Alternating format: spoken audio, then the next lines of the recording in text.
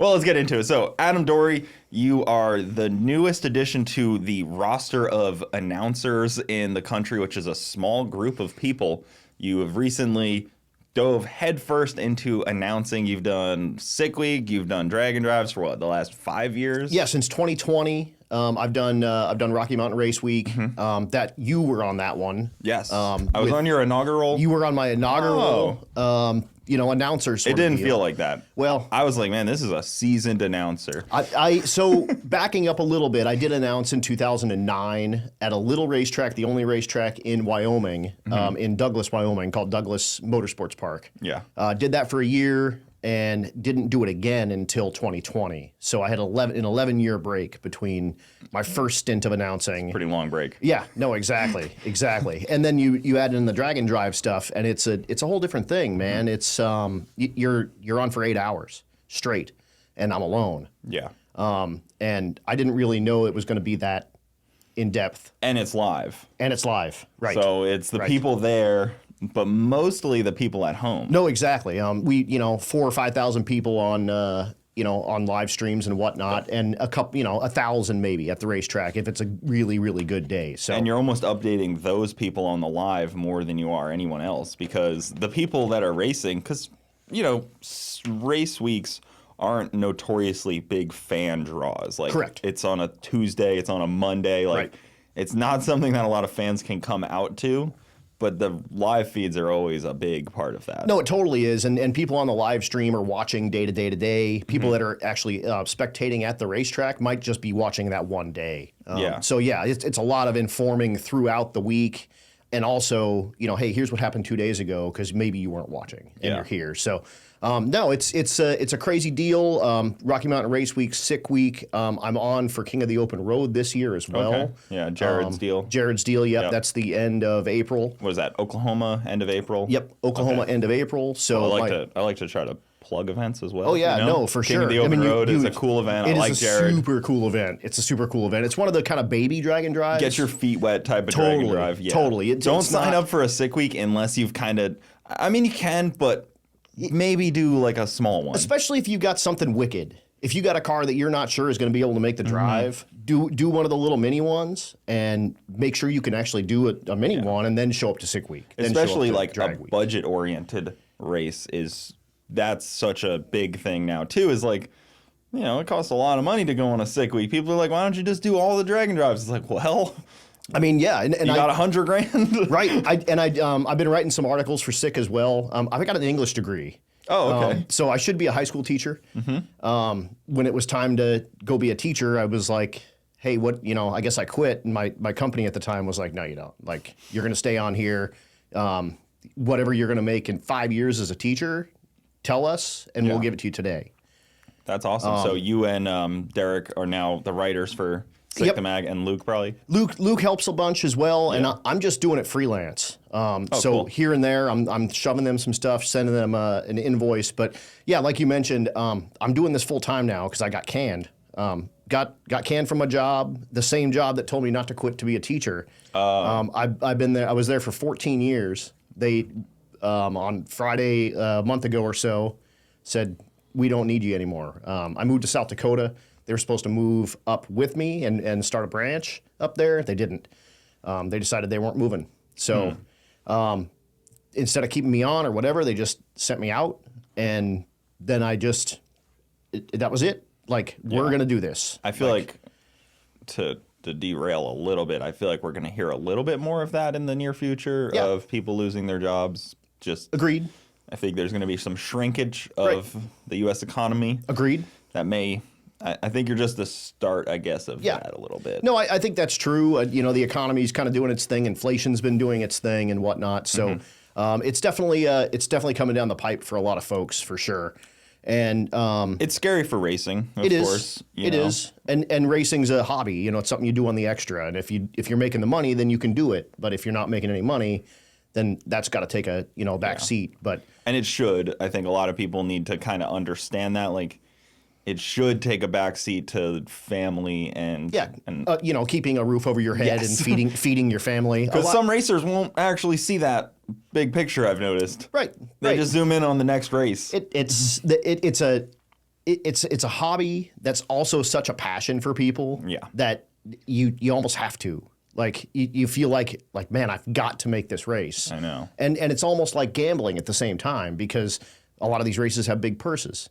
So, I can win. If I win that race, well, 1 out of whatever 300 people win that race. And so odds are good. You're not going to leave with a bunch of money. So. Yeah, and I've won races, though, and I don't think I've ever broken even. Right. It's still a net negative for the most part. Yeah, and especially when you talk, the car. Yeah. Like, I mean, that's a huge expense. It's always a net negative. No, 100%. Or if it's like, I won $5,000, I made like $50.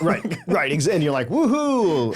I'm going to buy everyone dinner, and now I lost money. Yeah, exactly. So it's just like, you think you made all this money, even like the higher you go, like the pro mod race is like $100,000. It's like, yeah, but that's even gone. Well, they've got a $250,000 car. They have 8 employees. Right.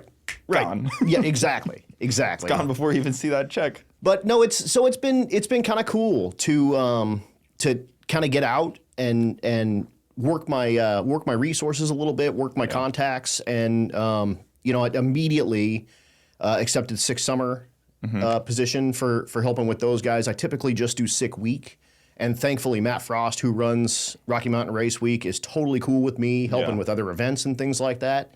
In fact, when I lost my job, he called me and said, "Dude, what do you got coming?" And I said, "This and this and this and this and this. I hope you're not upset." And he was like, "I can't. You're going to do what you're going to do. Yeah. Just don't forget where you came from. Like, I want you to be at all the race weeks." You'll be on my schedule. And right, but which also is. you become a better announcer by doing that. So like, in his plus side is like now you're going to be a more seasoned announcer by going and doing it more. Right, exactly. I'll be doing a better job on his stuff. Yeah, there's only one way to get good at it, and that's doing it. Yeah. I said that to a bunch of people in the Army. Like they would, Sergeant, how do I get better at doing push-ups? I said, Private, you do push-ups. Yeah. You get better at doing push-ups by doing push-ups, and there's not really a special way to do that. And you get better at announcing and public speaking and talking to people by just doing it. There's no cheat code to that. Nope, not at all. And it's been really cool. Like I've had the opportunity to get in front of cameras recently. So I've been doing a lot more of full-on broadcasting type of stuff. So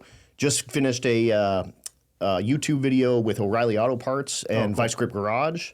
So that'll be up relatively soon. Cool. It's a really, really cool deal. And Tate from the Gambler 500 was there. Alex Taylor was there. Some drag weekers, some race weekers. Yeah, and Tony Angelo. Okay. And of course, Derek. They've pretty much all done a drag and drive at that point. Yeah, exactly. I think everyone but Tate. And Tate had never made it past on the quarter mile. And Oh, really? We did on this deal, but we had to show him how the tree works and everything like that. So Derek always seems to have the best situation in drag and drives. He shows up and there's a Motion Raceworks car for him. Right. That seems Twice. that seems like the way That's to do it. kind of the way, right? You don't have to build a car. You just show up and Arrive Doug's and like, drive. Yeah, Doug's like, here's El Toro. Have fun. Yeah. And they even helped him get his license and everything with that deal. So yeah, Derek's got the deal for sure. He's got the jam. And then of course just did sick week with the OBS truck. Yeah. And well, Blaine had El Toro. Right. And he pickled the motor. Yep. Almost instantly. I mean, it was. I think he made a pass or maybe 2. He was at 1,000 feet. He was 1,000 feet into a quarter mile run, I think. Yeah. And that's when the motor said no more. Yeah, it happens, and that was El Toro they built for I think $8,000 in 8 days or something like that was the plan. They wanted to run eights for $8,000 in 8 days. It's a cool car. I think they're putting it back together for the reunion coming up. Yep. Yeah, I heard that as well. That'll be nice. No, it's gonna be super cool. Yeah, I'm excited for that reunion race. Heck yeah. And even Doug's car is now making passes again, which it felt like that thing was down forever. Forever, and he wrecked that at Race Week Yep. In Texas at Texas Motorplex. Yeah. And so it's been down since, I believe it was 2001. So he's 21. Was it? Or I'm sorry, 21. I'm sorry, 2021. Right. It's still early. It's been 20 years, Doug. Come on. It's been 500 years. Come on, Doug. It's been too long, let's man. get it on. But that thing's printing slips now. So so he's got it back together, and that's going to be very cool to watch him making passes in that Nova. So, man, where do we go from here? So the drag and drive stuff, I talked to Tom Bailey about this and how it just like went from one event, 2 events, and then like 10 years of 2 events, and then like now it's like 55 40 events. or 50 or something. It's ridiculous. Yeah, it's insane. The drag and drive guys do the show and they update everyone on it. Like there's a world around. It's a whole thing, right? Mike Narks and Eric White do the Drag and Drive Addiction show, and Narks, same deal, came on Race Week that same year that you came. Yeah. And he had that Crown Vic that he had all like skeletonized.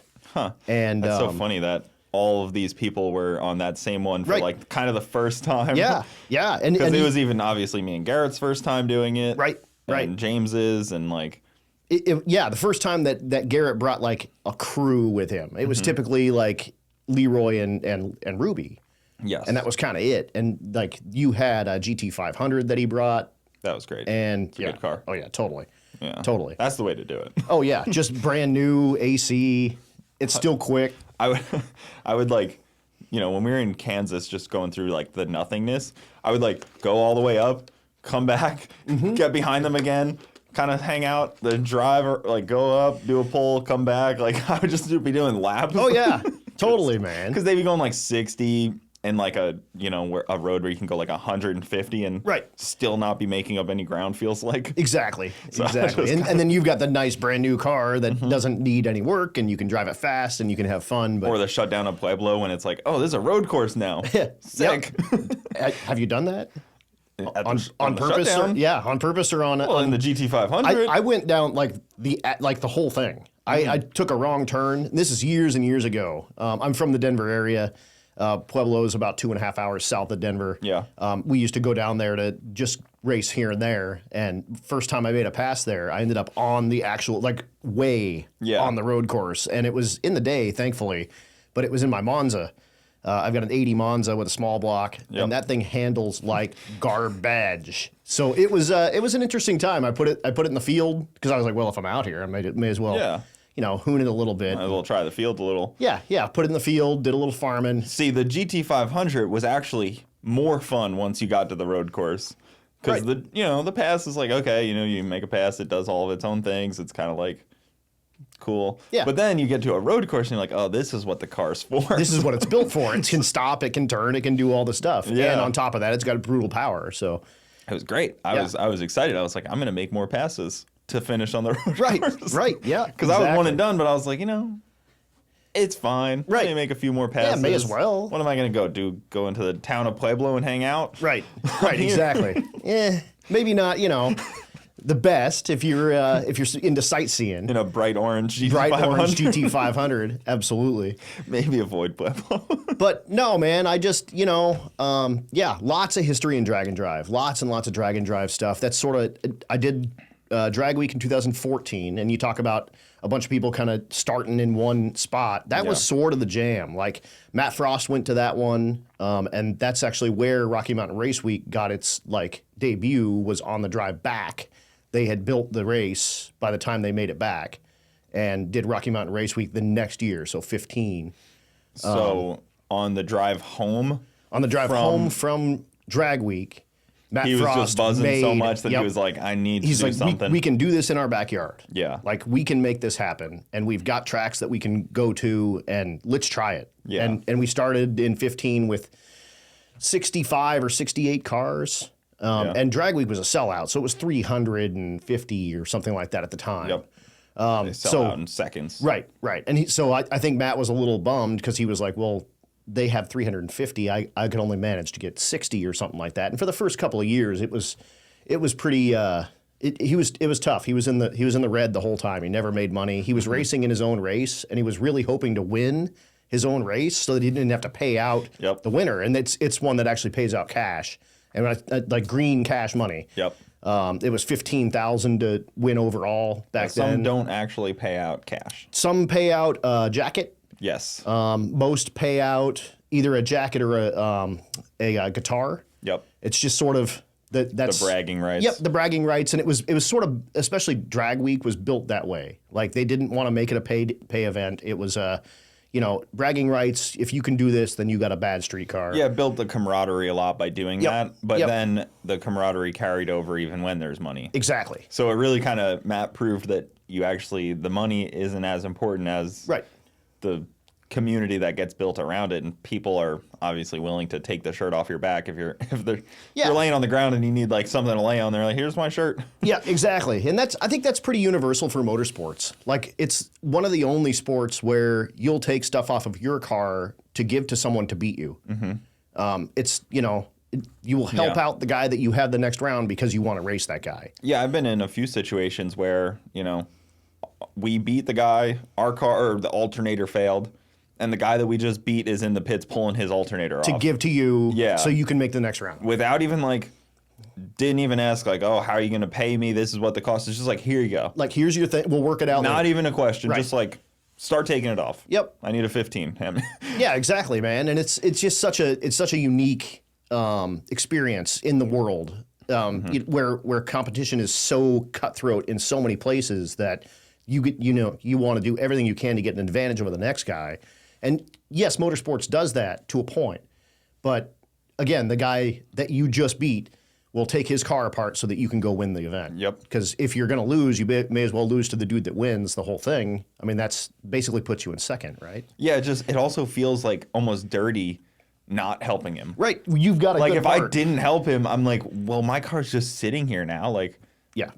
Take what you need, I guess. What what am I just gonna do? take mine apart, right? Let's whatever, dude. I don't have to race until 2 weeks from now. Yeah, just help me get it on the trailer if it doesn't run. Exactly. That's all I ask. But no, I mean there are. It's no kidding. I think 40 or 50 Dragon drives now, short ones and long ones per year. Yeah. Per year, and it was one, like you said, one or two forever and ever and ever and ever. Drag Week started in 2007. It was an offshoot of the pump gas drags that Dave Freiberger had done, and he melded it with One Lap of America and built Drag Week. So 07, the first year, they didn't even have cell phones. You didn't have cell phones with cameras. Oh, wow. So they gave out disposable cameras that you had to go get the film processed to show your checkpoint photos. Wow. So goodness. Yeah, it's wild. It's wild stuff. And they started with 60 people too, their first year. And it was, you think back in the day, this wasn't a normal thing. It wasn't an 8-second car couldn't drive on the street. The technology wasn't really there. It was a lot of carburetors and really crappy EFI systems that were out. Yeah. And dudes trying to, Larry Larson had mechanical injection on his car when he first brought it. It was a mechanically injected blown Nova. It's the same Nova that he's got now, but it was pink. And it's just the world has changed so much that now an 8-second street car is an everyday. I mean, you've got a 7-second street car. Yeah, I mean, it'll drive to Bradenton tomorrow. Right. So I mean, that's just a normal deal. Now.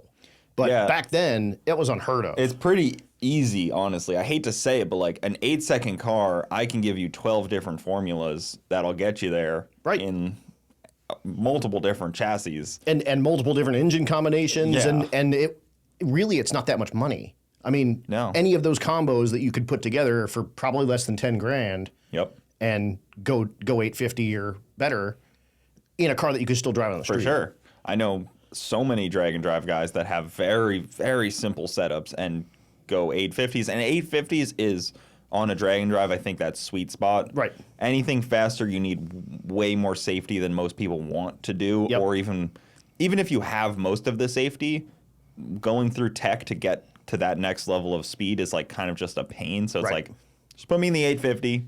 I'll just do that. It's fast enough. It challenges me in my car. That's all I need. Exactly. And being able to drive that thing down the street and a lot of them really, really a long ways. Like Rocky Mountain Race Week specifically has a 420 or 425 mile drive. Yeah. Twice. Yeah, that's a grueling one. That's a day. In altitude. At altitude, right. Yeah, so, of altitude changing. Not just in altitude changing. Right, you start in Kansas or Nebraska and you end up in Denver. Yes. And obviously the Denver track now is closed. 10,000 foot elevation change throughout the drive. And that's no joke. On Race Week, we end up in Estes Park, which is where that's where the Stanley Hotel is, if you were a Stanley Kubrick person. But the Stanley Hotel is at 9,700 real altitude. Huh. That's cool. I didn't realize that it went to that. Yep. Yep. All the way up there. Shining. Yeah, exactly. From The Shining. Yeah. Exactly. I love that. Yeah. So no, it's taking an 850 car, driving at 420 miles in elevation changes on all sorts of different roads and things like that. Again, unheard of. And like Florida, you know, it's easy because it's all at sea level. Your converter acts the same as it does at Bradenton, as it did in Gainesville, as it does in South Georgia. Your South turbo Georgia's not technically spool, Florida, but you know, whatever. Yeah, your turbo spool exactly the same. You come up to Bandimere, if you're a fuel injection sort of guy, Bandimere basic sitting there doing nothing is 72-ish kPa. So, you know. Well, there's the video of Garrett putting nitrous on the El Camino because he could not get the thing to get on the brake. It just didn't have the ass behind it to get the turbos to light. And that's Denver problems 101. Whatever your car does, put down the throttle 70%, that's full. That's 100% at Denver. So if you just drive around with a throttle stop in your car and it goes to 70%, that's all you got. So it's funny, we talk about this, but then I talked to Clay Milliken about it, and he was like, actually, I like Denver because the air's thinner, so you cut through it better. I was like, oh, you just make so much power. Well, and when you're going 300. I was like, you have a different mindset because it's a whole he can different cut thing. through the air where we need to get on, like he can build 10,000 horsepower of power, no matter what the air is. It doesn't matter what the air is, right? They put the smallest pulley they've got, it still makes 10,000 horsepower. Which is not me. I don't do that. None of us do. But one of the things that I didn't know that I recently have come to know is I've never had a parachute on my car.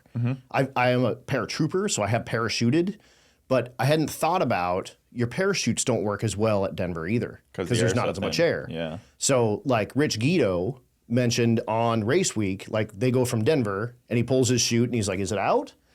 And then we end up in Kansas or something like that and he pulls his chute and it's like pulling his eyeballs out of his socket. And he's like, man, it's definitely open here. So that's definitely, it's something that I noticed as a paratrooper, but I didn't think about it as a drag racer. That Denver's nice because it at least goes uphill. You know, like it goes downhill, then a flat track, then back uphill. It's purpose-built drag strip. And it's a shame it's closing. I know. Or closed, I guess now. Closed, are they technically closed yet? It's still there, but they don't have anything on the schedule for the year. Copart bought it. And they're having some issues with zoning and whatnot, so they haven't started moving cars in and or tearing down the facility yet. But I grew up over there. Like I was 5 minutes away from there when I moved up to South Dakota. So that's such a good track. We've talked about it many a times on this podcast because it's such a facility. It's just an iconic spot, and Sporty and the Bandimeres are so like that's such a name in motorsports. They're amazing, and it's crazy because they built that. They used to have a speed shop. They built it as a testing ground for their speed shop, so you could buy your speed parts and then take it out to their racetrack and make sure that they actually made a difference. See, that's like the exact thing of necessity breeds that. Like they were like, well, we're going to sell more parts if people can use them. Exactly. And back then it was a wasteland. There was nothing out there. So they bought like huge amount of land for like nothing and then started carving a racetrack into the side of the mountain, which is cool. Wild. It's super wild. Such a cool facility. And even, Matt Frost, I like to give him as much credit as possible because what him and June have done is unreal. I mean, it's insane. The team that they kind of set up, like he's not the biggest team, and they run a great event. It's funny. We like to say a lot that basically they do with 2 people what Drag Week and Sick Week and a bunch of other people do with 20. June quit her job. She does Race Week full time. That's all she does. And yes, you're so right. Like they kill it. They absolutely kill it with really 2 people and a couple of they have some help in the merch booth a little bit, and on Tech Day they get a little bit of help. Even like when my first time I was handing in slips, and I noticed online when I was in line to hand into my slip, June knew every person by name that was handing in slip on day 2. I was like, how did she freaking memorize every single driver and like greeting them all by name? And you're talking 300 people plus co-pilots. Like she would know co-pilots. And that's what makes that event so much different. And I'm sure you saw it is Matt will walk to every pit. and hey, are you good? Anything wrong with the drive? XYZ, you guys good? Like, yes. And that's what sets it apart from some of the other ones, I think, is the other ones almost hope that you have issues because it's good for the story. Yeah, it's good media. It's good media, exactly. Yep. He wants you to go have fun and make memories and not tear your junk up in the process. So, well, it also, Sick Week in Florida breeds a different competition. it's a different thing. Because it's like, it's the Super Bowl because the tracks are the best in the country, the prep is the best, it's going to be the best DA. Yep. So it breeds, like, just naturally, if you want to Brett LaSala, you can't do that at any other. Yeah, that's 100%. The Brett LaSala reference. I have a bell for it. And it's a green one. Yeah, it's a green bell I got. So when we mentioned when Brett we mentioned LaSala, Brett LaSala, I have a green bell for it. I like it. I like it. Yeah. That's very nice. It's new for this episode, actually. So. Perfect. First time, Brett LaSala. Yeah, Ding. the Brett LaSala bell. I dig on that a lot. Yeah, well, I mean, it's impossible not to mention his car when you're talking about drag and drive. I mean, no, exactly. And the things what him and Jim did is like it's insane. It's insane. And when you keep in the back of your mind that they drove the same route as the 12 and 13 and 14 second cars that had issues along the route, with that, I mean, thing's a fire-breathing monster. How quick is it? It's gone 640s, I think, at Sick Week. It did a 24, I think, a 29 on the last day of Sick Week. Maybe that's right. Yeah. Yeah. And I mean, that's 629 on a little tire. Yeah. With 302 cubic inches, a stock Ford block, and a stock Ford crankshaft. After just driving 1,000 miles towing it's a trailer. Insane. It's just insane. Yeah, I don't think people realize how wild that actually is. It's really wild. It's and really then, like, wild. Some cars, they end Sick Week and or a drag and drive, and they're visibly tattered. It's junk. There's things that are like broken and coming apart, and like things are held together. That car, I think it was ready to go race TX2K the day after. Right. Like I think it just needs an oil change. Right. They didn't have to do like anything to it, I don't think, and I still think they haven't. As far as I know, I don't think they've had that motor apart. Only things to go faster. Right. He's only done things to make it faster. It's insane. Yeah. It's insane. That's another one of the things that I get to announce is the Mod Nationals. Yep. That's down here at Bradenton now. It was at South Georgia for a couple of years. And Justin Young puts on a good event there. Justin does an amazing job. Big on the payouts and. Yep. And I've seen you had him on as well. Yeah. And seeing it, I'm admittedly not a Ford dude, and I'm admittedly not a mod motor dude until recently, because the stuff that they're doing with the mod motor, any of the overhead cam Ford stuff is outrageous. Mark Meyering just went like 417 or 415 with a single 88 and 3050 weight. Yeah, I would agree. I've never been a mod motor guy, but the Coyote just seems like so well engineered and like such a step above everything before it that it's an inevitable force to not pay attention to. 100%. And you think about like you can ignore like a 4.6. Right. You can ignore like the old 5.4s. Like a 2-valve and the stuff that's going to be at the Freedom Factory is a 4.6 2-valve. Exactly. Whatever, man. You can ignore that stuff. Right. But you can't ignore a Coyote. That you just can't. Oh no. Or a 4-cam 5.4 or a lot of the kind of fire breathing type of stuff. Yeah, you're right. You just can't. And if you do, you're sleeping on them because they're and like I was just going to say, like the LS has been out since what 2000. 98. 98, yeah, when they came out in the 4th gens. Yeah. Something like that, 97, 98 in the Corvette. They may have came in a truck earlier. I'm not totally sure, but either way, I mean, you're talking kind of talking late 90s. Think about how much time that people have had to put LS stuff in stuff to be quick. The Coyote in opposition is so new. Yeah, we still are scratching the surface for what the Coyote can do, and I'm excited that I'm here for it. I can't wait. Well, I mean, if you want to go faster than LS, you got to get like an LSX block, bow tie, like iron. Right. Not a stock aluminum block with some sleeves pressed into it. Exactly, man. It's a weird thing. No, it really is. And I mean, yes, the heads are out there and they're kind of doing really cool stuff with a lot of like wicked heads, but you're in huge money into those heads. These guys are running stock like F-150 heads on these things. Even the turbo I just put on my car, It's a 86, 85 Precision Next Gen. Brett put 2 of them on. Right. I was like, God damn. My wife's like, oh, cool, you got the same turbo as him. I'm like, yeah, but he's got 1. He's got 2. Right, So, right. A little bit more of a step above. Yeah, and I mean, you know, you've got a smaller motor. Yes. So, 3 liter compared to 5, not. It's almost double. Yes. I mean, it's getting close to that. You know, when we're talking, Double. if it's He's got 2 more cams. Right. That's a lot. It is a lot. And like 500 feet of chain somewhere in that motor. I mean, you do jump ropes. Yeah. With timing chains, with those things. But they're wicked, and I'm here for it. And I like anyone who says right now is not the muscle car era in the world is wrong. You're wrong. You're 100% wrong. The 70s were awesome, and then we had nothing until recently. But the muscle car area is just booming. It's strong. It's awesome. Yep. The people that are doing it are good people. They're sharing their secrets a little bit. It's not like old school pro stock where, I don't want to know what's going on. Like you talk to a bunch of the naturally aspirated small block guys and drag and drive stuff, and they're like Jason Tapscott. His car goes 850 with an 850 cage with a 427 and a single 4-barrel. Yeah, that's pretty cool. It's wicked. Yeah. But he's like, I'll show you how to go 920.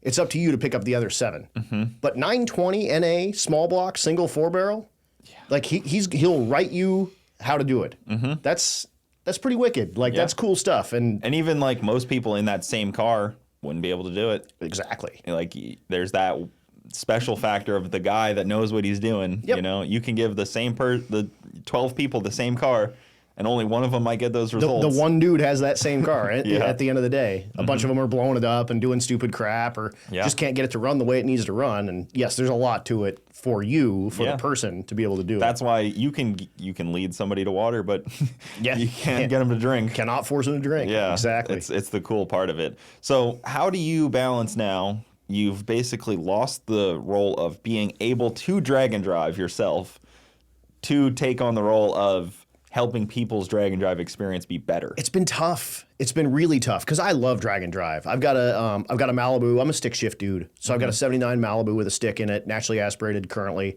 It was a 4.8 with a little Magnuson blower. Mm-hmm. Ran 1150s, no bar, street car. That's sort of my jam. I never wanted to put a bar in it because it gets out of control real fast. Yep. So I don't want to cut the car up. It's just, this is it. This is what it's going to do. So it's been tough to be like involved with it, but not in it. However, Stevie, my fiance, got involved in it in 2020. So when I got this this announcing offer, she said, well, can I drive your Cadillac? Like, would you mind? Mm-hmm. And I was like, yeah, let's go. Can you drive my Cadillac? Like, so we took it out to Oahe Raceway, which is currently closed as well, in Pierre, South Dakota. And she took it out and won a bracket race with it. Oh, cool. And it was like right on 14.0, like what it needed to be. Stick shift CT. It was the only stick car on the property, and it was in the class, and it was the only one on street tires. Yeah, bracket racing and stick shift doesn't always go together. Does not. And she ended up winning the whole thing, and it was like 6 rounds. Oh, so wow. it was actually pretty sweet. Like, that's awesome. She killed it. And so getting to watch her do it is a whole different thing. Doing it on your own is great, and it's super fun. It's fun to be competitive, but watching someone that you like actually care about do it is a whole different deal. And I really like watching her do it and enjoy it and get to love it herself. So yes, it sucks not being able to do my own, but it's super cool watching her do hers. Yeah. And really next year, Rocky Mountain Race Week and Race Week are doing a gigantic race. It's all happening in June, and they're melding the two. So they're racing Rocky Mountain Race Week in the morning, and then they close the track at 3 and then bring in Race Week and race 3 to 11. So 8 to 3 is Rocky Mountain Race Week. 3 to 11 is Race Week on the same racetrack. So it's going to be the same route, same racetrack, same everything. So there's going to be like 700 cars. 700 cars all at one time. That's going to be a full... It's going to be wild. Those hotels are going to be tough. Well, and we'll see, because, Sick Week and Drag Week and those guys race in the morning, and then you drive in the afternoon. Yeah, so maybe there won't be an overlap. I think they'll be staggered. Yeah. Folks, a lot of people are like, well, I want to stay and watch racing. Well, yeah, but you might have a 12-hour drive. Mm-hmm. you probably don't want to leave at 8 at night to get to the racetrack at 8 in the morning and not sleep. Yeah, you're gonna have to drive. Right. So I think a lot of people will do that, but that opens up my September now. Drag Week is typically in September. Okay. Drag Week is one that I won't have the opportunity to announce for because it's Brian Loans and it's Dave Freiberger. Yep. They've been doing it forever and they're amazing at it, and I don't actually want to announce for that. Like, that's their deal. Yeah, I'll let they them have do it. like they have that history of it, Right. And so much knowledge of it, and Yep. of course. But so you heard it here first. I'll be at Drag Week next year. Nice. What car? Malibu. Malibu. Nice. Yep. That'll be awesome. Yeah, I'm gonna be at Drag Week. I've convinced Matt to bring his car to Drag Week again. He needs. Yep, the Hulk. Hell yeah. You know, he didn't finish his last Drag Week. Blew the Pro Charger up. Bought a Pro Charger on the road, and it's an F3 135. I mean, it's. He seemed to have a tough go at it that last one. He did. But he's ready. Charger broken, converter broken, Yep. Anything you can break, he seems to have broke it. Pretty much broke it, right? Yeah. So he's coming That's back. not a dig at him. It's a fast car, and he's hard on it. No, and that's exactly it. And it's an all steel deal. It's got an aluminum hood and an aluminum deck lid. There's no fiberglass on that car. Oh, wow. So it's steel quarters, roof, doors. To fit the right classes. Exactly. Yeah, Fits it. And he likes a steel car. Fiberglass doesn't look good. He likes it to look good. So Yeah, it kind of gets that waviness. exactly. And it doesn't paint very well. The bodywork sucks on it. And that dude's anal. If you've ever Yeah. looked at that car, it is perfect. All the gaps are perfect. And he couldn't do it with fiberglass. So. I have a vivid memory in my mind of the video of him the puff of fire when the Pro Charger let go. And it comes over the whole car. Yeah. Yeah. Oh, yeah. I think that was at the Dragon Drive. It was at his most recent one. Yeah. Yeah, it was at Drag Week. You can see it just at 600 feet, just like poof. I was like, ugh.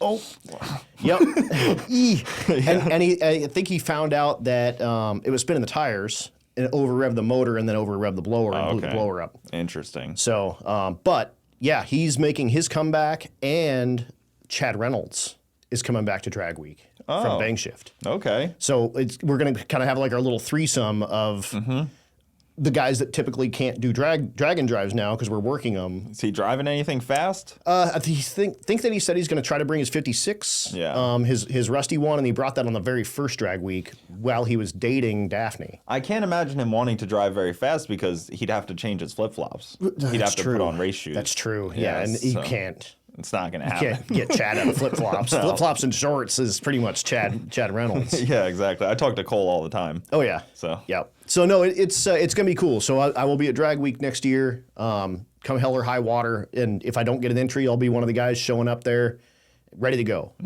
As long as it's not like in Australia or something stupid.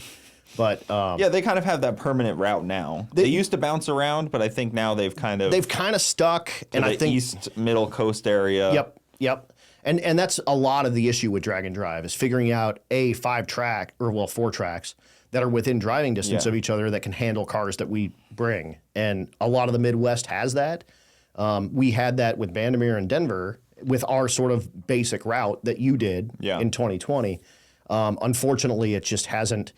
With tracks closing, now we don't have that ability out there right now. I think what a lot of people don't want to hear is there's going to have to be a lot more eighth mile ones. Right. Because there's a lot of eighth mile tracks around. Yep. That's what it's going to have to come to. It's like if you want to do a drag and drive, it's going to have to end up being eighth mile for the most part. Or if it's a sketchy quarter mile, it'll turn into an eighth mile. You might as well. I mean, just you don't want to hurt anyone. You don't want to wad up cars. That's not the goal. You want everyone to have fun. Some people are so anti eighth mile. It's like they really are, and it's but you can do it or not. I mean, it's just gonna be the way it's going. Like you're saying, it's just there are a ton more eighth mile tracks. Nothing magical happens after that first 660 feet. It's the same thing. You're just now the G forces are dropping off. Usually, and typically you're in high gear. You're just kind of holding on. Yep, it's noise. It's mile an hour and it's RPM. It's where you're going to blow your junk up. Is from 660 to 1320. Yeah. And yeah, everyone likes lots of speed, but lots of speed in the eighth mile is still cool too. It's even cooler. I mean, 170 or 180 in the eighth mile is that's a wicked car. That sure it'll go 225 in the quarter mile, but it's still going 180 in the eighth mile. It adds a new challenge too because drag and drive is a quarter mile car with gearing. Right. Normally, because you want to be able to cruise. But now if you're trying to hit it really hard in the eighth, you almost need an eighth mile gearing, which means it sucks to cruise. It's going to hurt it to cruise. Yeah. So you kind of have to like really balance some things. For sure. Which makes it a fun challenge. No, it totally does. And you'll have guys with 3 speeds that'll run it in 2 gears, things like that. Stick shift guys with 4 gears that'll only use 2 or 3 in an eighth mile. And yeah, it changes things up a little bit. It changes up your attitude, and especially if you are a quarter mile dude.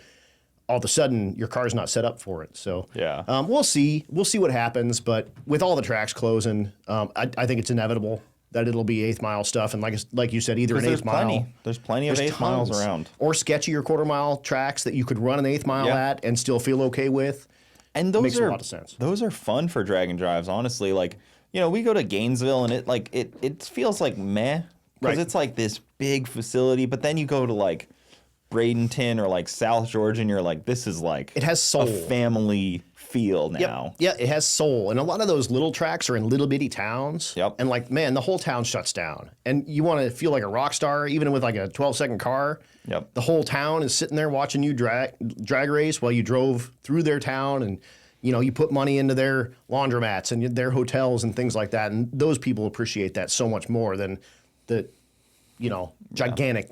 It feels towns. like there's like a special vibe to it as well. Like you go to Bradenton and it just has something about it that makes it great. There's soul. Even like the Freedom Factory too. Like you go there and there's just something great about it. Granted, I haven't been to many circle tracks. I do a lot of drag strips, but right. That's we'll see what happens. I'm down for the Freedom 500. Yeah, you are down announcing a different style of race. I've never done this before. So I watched Days of Thunder on the way down. Okay. So I think I'm pretty well set. I mean, if you can announce Days of Thunder, you can probably announce Crown Vic's going around in a circle. Yeah, would be my guess. I don't really know what I'm doing yet, so we'll see. Neither do most of the drivers out there, actually. And I think that's kind of the plan is like driver interviews and maybe pit interviews and things like that in the middle of the race. So, but I haven't really gotten a lot of guidance with that. Basically, Garrett just said, be you.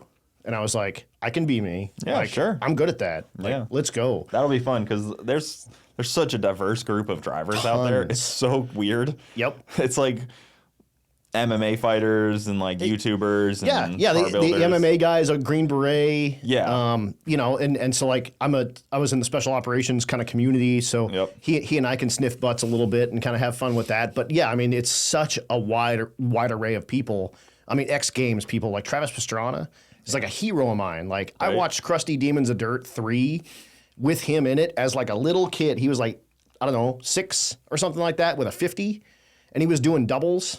I'm convinced he's one of those few names in motorsports that crosses over into the mainstream knowledge. Like almost anyone, like, my grandma, would have heard of Travis Pastrana. Right. Whereas like any other name is almost like, who? Who is that? Like Hurt? Yeah. Who's Hurt? Yeah, exactly. But then like Pastrana just has this like, he's elevated out of just motorsport community. Totally. He's done so much stuff and motorsports and not.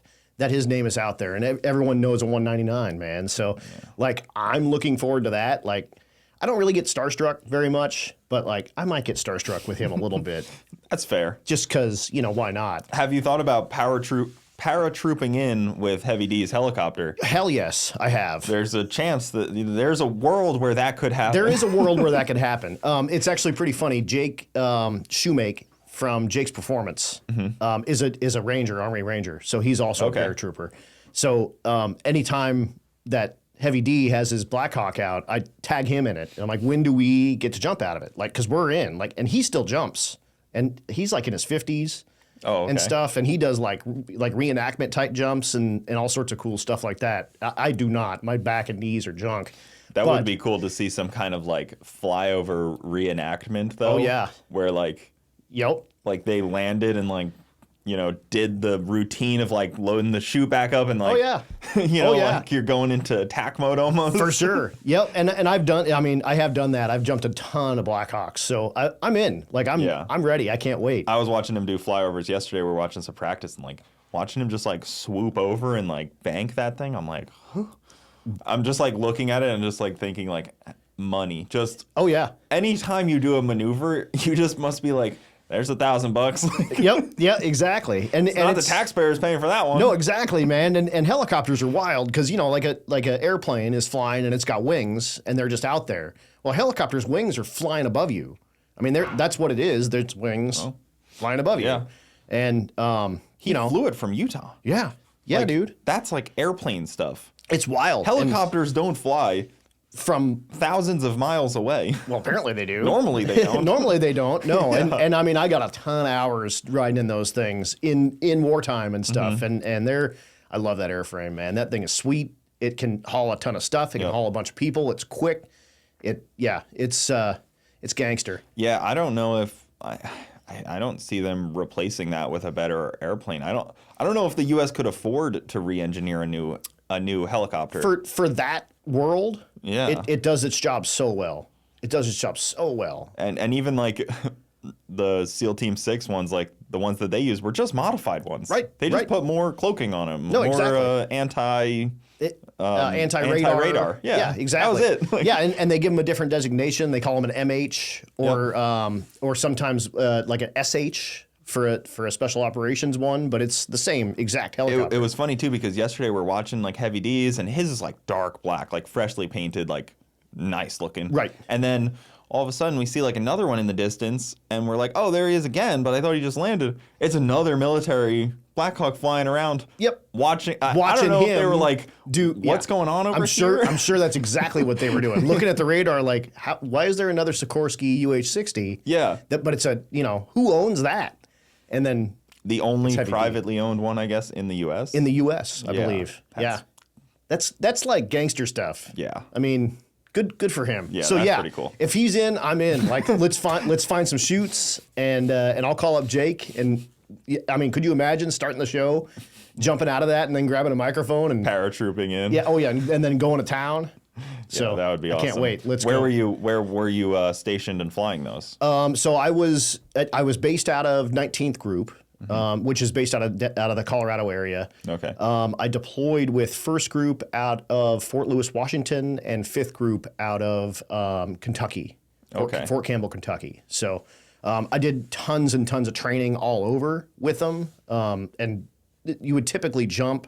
If we couldn't get an aircraft, a fixed wing aircraft, because the Air Force owns them, we would jump Army stuff because the Army owns helicopters. So okay, makes sense. It was easier to get an Army chopper to jump out of, but they don't consider them high performance jumps because they're not out of a fixed wing aircraft, so they count less. Weird. On your stuff. So seems like it'd count more. You would figure. Seems scarier. Yeah, exactly.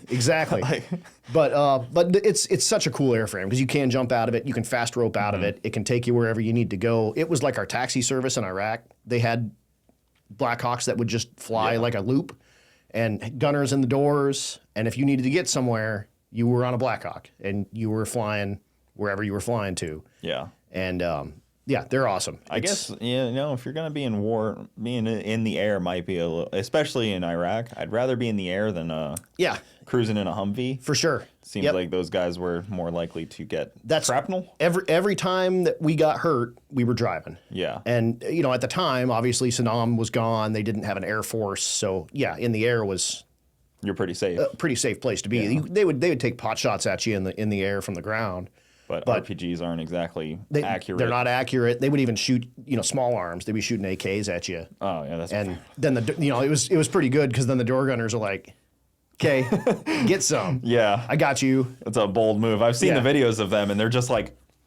Yeah, that's exactly what they do. Like they're not even trying to hit nothing. Yeah, it's just like they don't even know what they're doing. They're just like firing into the air. Like, totally. But no, they're every time we had anything go on, it was on the ground. Just they had a lot more tactical ability. I've had my friend Joe on here before, and he told me one time he spent 4 days in a Humvee, and they only went 5 miles.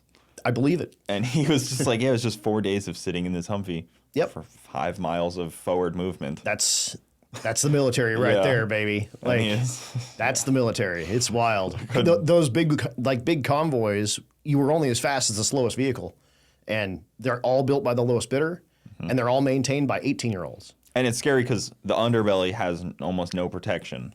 Yep, not until they got the LMTV, and then they had the hull like the V hole in the bottom, and then it would actually kind of move the blast out. But the Humvee is totally flat on the bottom. In fact, all the drivetrain and everything is sucked up into the body, so it would drive around real nice. But if you got blowed up flat with an explosion, they would tip over. Yeah. And then they had armored doors, and the doors weighed like 200 pounds. So if it was on its side and you were trying to open a 200-pound door above you, you would pretty much burn to death. Oh. They went away from those pretty quick, but that was all we had. It's weird that the Humvee was so inefficient out there. Right. It was awesome. It was super good for what it did. Yeah. For what we were doing.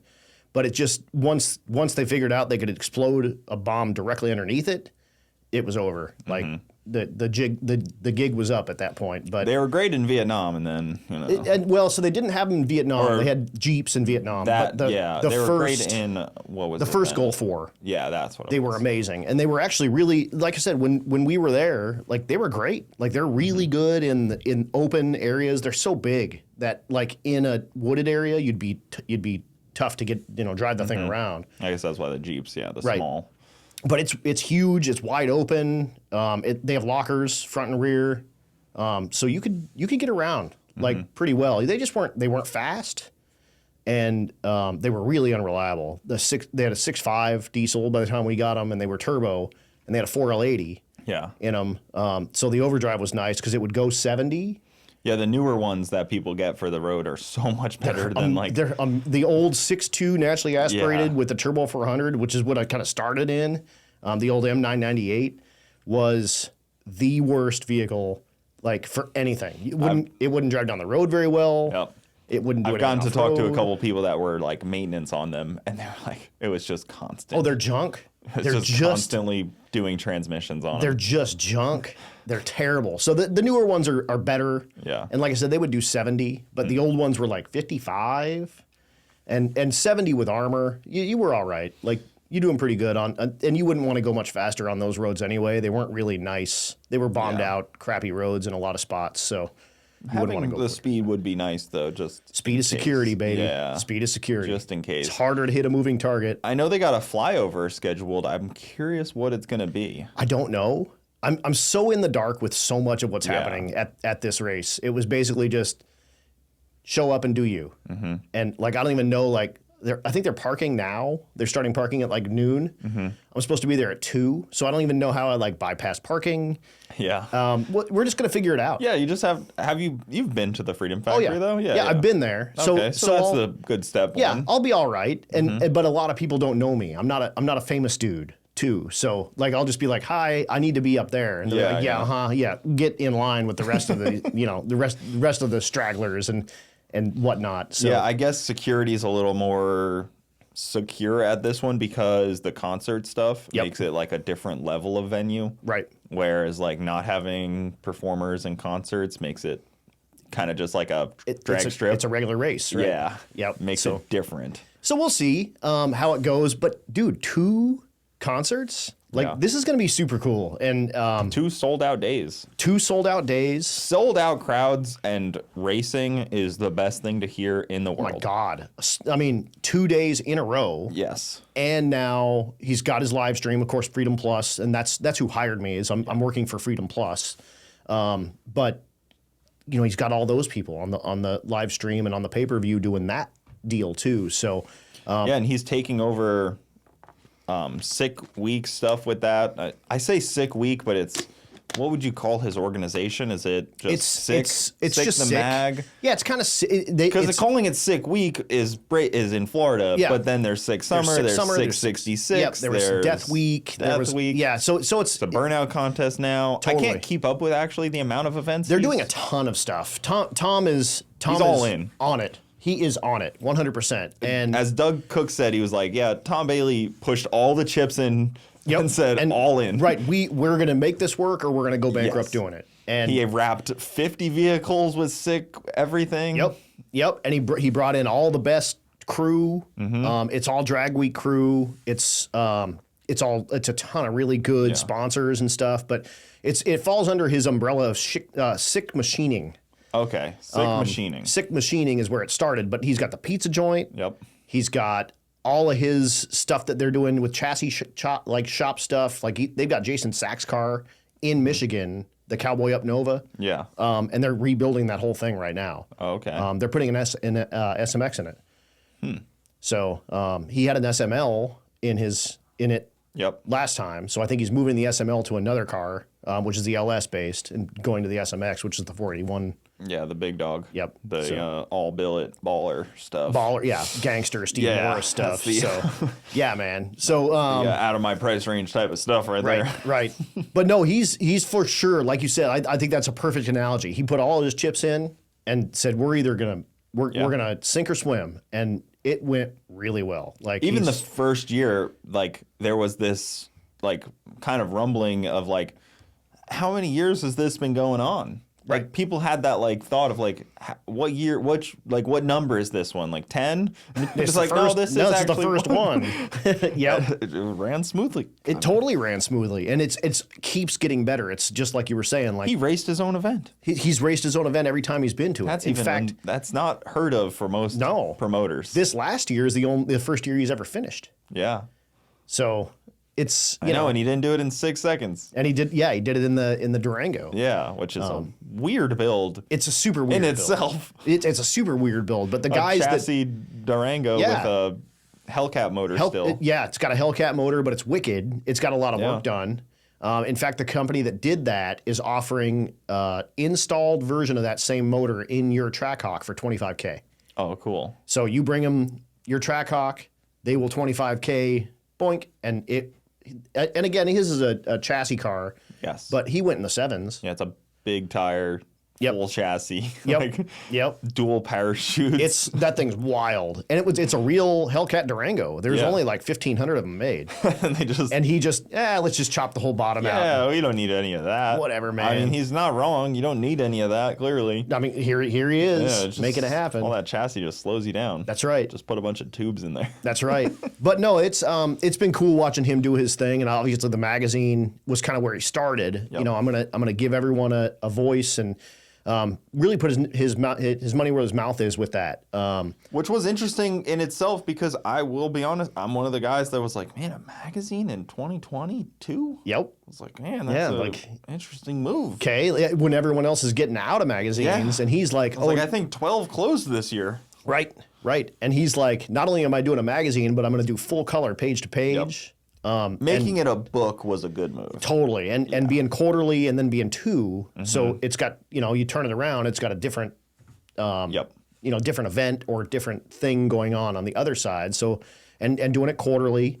And it's not cheap. I think it's $33 or $38 a quarter or something like that. But, he said this is going to be the drag and drive book for everybody. Like everyone's going to have a chance to get in. It's like a coffee table book more than it is a magazine. Totally. Because, I mean, growing up, I've had stacks of magazines. Yep. And they're that thin, but this thing's and even they were $12 a piece. Right. So and it's just cool being able to flip through those and see a 14-second car next to a 7-second car. And it's not mostly ads like most magazines are. It's like, wait, this is an ad. You're like reading an article, you're like, oh shit. Oh wait, yeah, exactly. got me. They're selling me something. Son of a. And it does have ads, a couple. Yeah. I think TBM's in there and Motion's in there and stuff like that. But it's not mostly ads. No, where exactly. It's like, most magazines are 80% ads, a little bit of content. This is the other way sprinkled around. This one's the other way around for sure. But no, it's super cool, and I'm excited to be part of that as well, and digging more into that, being able to be on Six Summer. Yeah, and then the articles on the website is nice because kind of keep people updated, keeps people feeling special. There's something that makes people feel more special about a written article. Yep. And even like a YouTube video, now there's so many that it used to make people feel special, I think. Like, not to take anything away, but like 1320 featured my car. But now there's so many people trying to do that. Yep. It diluted that whole thing. Yep. And now it's getting back to magazines and articles and written word. Because now there's a lot more barrier of entry to get into a magazine. I could feature a YouTube. I could make a video on a car. We could do this right now. Yeah. The barrier of entry is so little. Exactly. That it took away the special feel of it. Right. And 1320 to mention them. They have been an integral part of drag and drive growth. They've been an integral part of tons of car event type growth. Kyle Loftus, I mean, he is, if you were to pick like the 10 things that are help drag and drives grow, he is on that list maybe twice. Probably twice, right? And he's the presenting sponsor for Rocky Mountain Race Week. And he kind of early on went to Matt and said, I love what you're doing here. I believe in it. And I'm going to stand behind it, and I'll be here every year you do it. And it's been super cool to have them on and doing their thing, and then on top of that, having the Sick Mag guys there doing their deal and kind of feeding into that, and having their photographers. I mean, Chris Dorey was out last year shooting for Sick, and I mean, all of the people that have been involved with all of the media of this. Deserve a ton of kudos. 1320 is one for sure. He was just such an early adopter to it before, because now it's like a given that you could get the views and the clicks from going there. Right. But he was doing it when it was like a risk of doing it. Like, maybe nobody will watch this. Maybe nobody cares. Right. Yeah. And we may only have 70 cars. Yeah. You know, and I mean, that's not in the world of drag and drive, like, that's not poster material. 70 cars is like, well. And for him, the risk is, you know, you go there and the 2 fastest cars don't finish, and then you don't really have a video. You have nothing to highlight and whatnot. Yeah, everybody's cool. Like, the 12-second cars are cool, but if you're trying to make an event profitable as a video side, you need the 7-second and the 6-second guys to finish. Right. And you got to have a story to tell, and there's got to be some drama involved with it and stuff like that too. But like you said, if the top 2 or 3 or 4 cars are out by day 2, now what? Yeah, this past one, the Sick Week, had the big tire versus small tire debate so fired up. Yep. And unfortunately, you know, Jeff Lutz just didn't have his best showing for him and big tires. Right. That it made it worse for all the big tires. For sure. And I think it really lays a really good story for next year. Yeah. Because you bet your ass that Jeff is going to be back, and he's going to have his stuff figured out. And talking to him, you know, before, during, and after Sick Week, he said, you know, I thought that the street portion was going to be the hard part for me. He's like, it was the drag strip portion. It was just not, you know, I mean, they do such a good job of prepping these tracks, but they prep them all pretty much radial prep. Yeah. And when they have it ready for slick prep, it's ready, but it's not ready. And if you're not aware, like, radial prep is flypaper. I mean, that's when people are losing their shoes. That's the videos that you see all over. But slick prep is way less sticky. It's clean, and it's got some stick to it. But for a big floppy tire car, you need wheel speed. It has to spin the tires. Yeah, if you go out to Bradenton on any test session night, like, you know, like 6 days a week, you can go test at Bradenton, $300. You go test all night.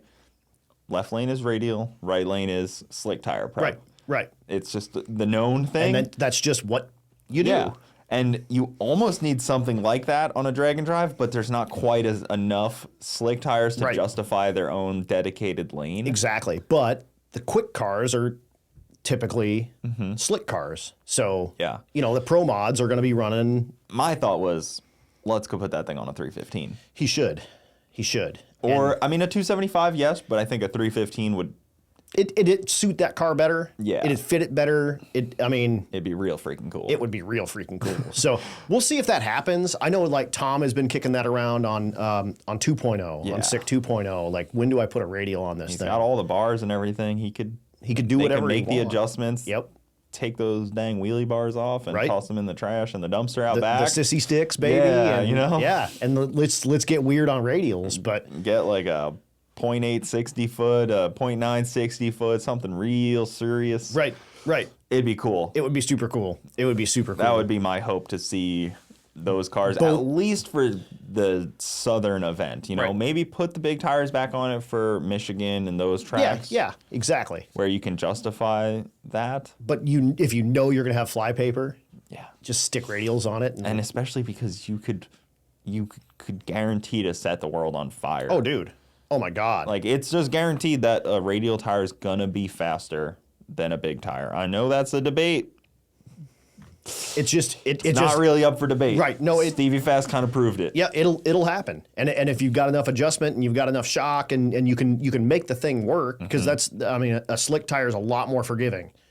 You can be off on your chassis stuff and it's still going to go quick and straight. But your radial stuff has got to be tight, and they, like you said, they've got all the right stuff, so they can make it work. I think it'll be cool. I think it's going to be awesome to watch him come back. And Lutz come back. The problem is it happens to all of those slick tire guys where they get into tire shake, and that's when everything breaks. Right. You know, it happened to Matt Frost. Tire shake probably was spinning the tires, 100%. tire shake. Yep. Things break. Yep. I think it happened to Steve Morris. Every pass, tire shake, trans would break. Right. And you just can't fight that on a radial prep You track. just can't, and you can see it on the starting line if you watch live streams or you watch any drag strip type stuff. A really sticky track with a slick, it wads the tire up, it runs the tire over, so it'll have like chunks of where it's hitting the tire, but really it's just doing this and it's shaking the thing to death. And guys will, like, back in the day, dudes would knock themselves unconscious from having that exact thing happen, and then they would, wreck their car.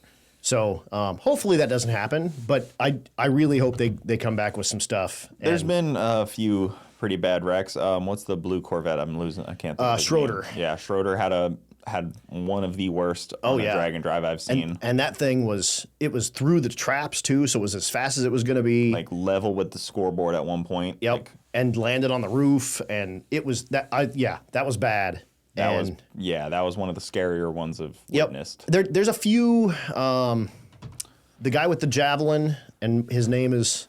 And there was like a Volvo. Yep. That had a bad one in Georgia. Yep.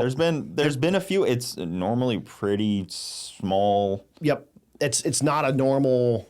Typically, guys aren't wrecking their stuff. They take safety very seriously. The tech takes safety very seriously on these deals. Yep. NHRA tech is on it. John Sears goes through these cars with a fine-tooth comb. And no joke goes through them. And then you see why. Because a few of these guys, Bryant Goldstone is the guy with the javelin. Yep. He had that thing pirouetting on the roof at the finish line at Drag Week 2 or 3 years ago. It was wild. Yeah. But, I'm going to take a quick break to pee.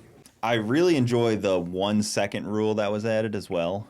I agree. I think that was really important to kind of speed these guys up a little bit and get some side-by-side action off the line at least. Yep. Yeah, it made a ton of sense. Rocky Mountain Race Week tried that. Yeah.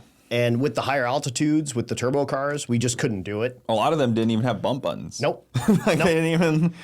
Exactly. So it's so weird. So we were like... So for people that don't know, the rule was changed at Sick Week, so you only have, if you have anything, a 1 second plus reaction time, it's added to your slip. To your time slip, right. You have to leave the line in 0.999. Or better. Or better. Right. Or else you get penalized. So that made people have to pick their pace up a little bit on the starting line because some people just drag their feet. And if you've watched any of the drag week type stuff, any of the Rocky Mountain Race Week type stuff, these are test and tunes. I mean, they're not real racing. There's no... It's not heads up. Yeah, there's no reason to get a good reaction time typically. So a lot of these guys will sit and spool and screw around and do whatever they're going to do. And I mean, we had 8 and 10 second reaction times.